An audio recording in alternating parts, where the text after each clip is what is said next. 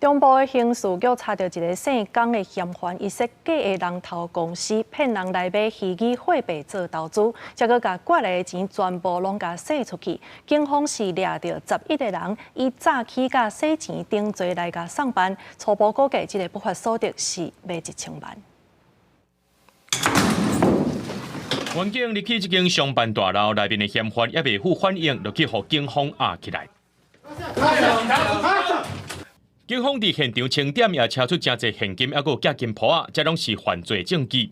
刑事局中部打击犯罪中心比对资料，发现有真侪间科技公司的户头资料，也有来路不明的小目出入入。对查发现，这拢是姓江主嫌的集团，用人头公司去骗银行，假做是伫咧做虚拟货币买卖，吸引被害人来投资。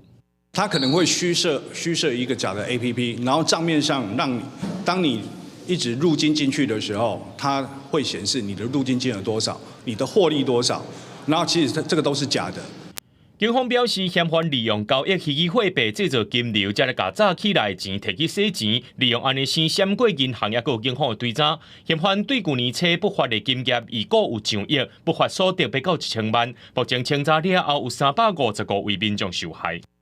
准备要出金把钱拿回来的时候，他可能还会再以其他的手法，例如说要你缴纳一笔手续费、保管费或者是什么费用等等。